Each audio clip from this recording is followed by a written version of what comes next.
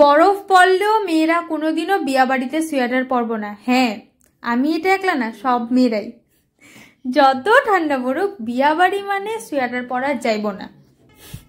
জয় গুরু, তোমরা সবাই কেমন আছো? আশা করছি সবাই খুব ভালো আছো। আয়া বললাম তুমগো সামনে আরেকটা নতুন ফ্রেশ ব্লগ নিয়ে। তো চলো তুমগুলোকে শেয়ার করি কই যাইতেছে এখন এইভাবে সাজুকুচু কইরা।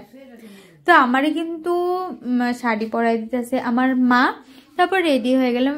এই যে আমার ফুল লুকটা তোমাগুলোকে আমি শেয়ার করলাম। কেমন লাগতেছে আমার কমেন্টে জানাইবা। কিন্তু গাড়ি আয়া পড়ছে আর আমারে ডাকতেছে। আমি কইছি না, তোমরা দেখানোর লিগে আমার ভিডিও ক্লিপ একটা সুন্দর করে নিতেই লাগবো, তাই ফটাফট এই ভিডিও ক্লিপটা নিয়ে আনিছিলাম।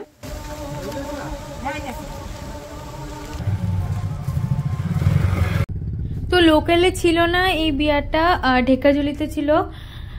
তো তারপর গাড়িতে উঠে গেলাম। বিপুলদা গাড়ি চালানো শুরু করে দিছে। তো এই তো দেখো খুব সুন্দর করে বিয়া বাড়িটারে সাজানো হয়েছে। তুমগুলো কিন্তু পুরাটা শেয়ার করছি, অবশ্যই পুরাটা ওয়েট করে একটু ধৈর্য ধরে দেখতে থাকবা।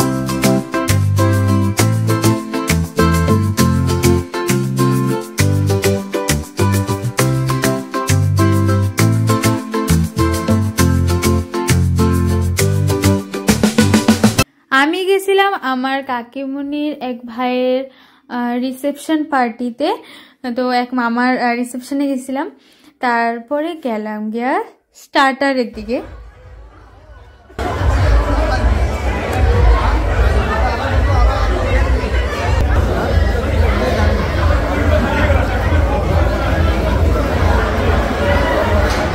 কিছু খাইতেও ভয় লাগে জানো কেন?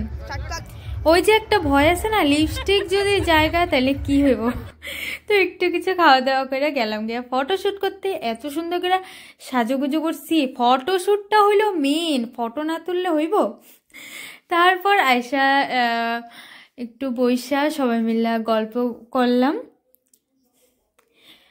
তো এই যে ইনারা দেখতেছো, ইনি কিন্তু আমার কাকামণির মা, আমার দিদা।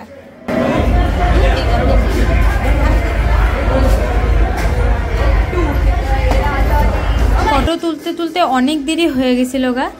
তো তারপর খিদেও পেয়ে গেছিল গা, গেলাম গিয়া খাওয়া দাওয়া করতে।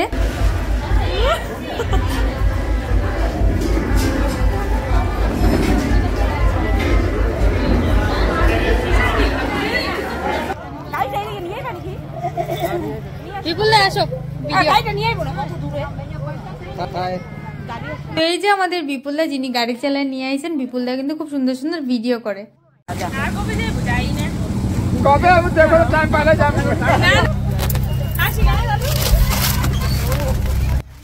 এখন ঘরে যাওয়ার পালা, অনেক লেট হয়ে গেছিল।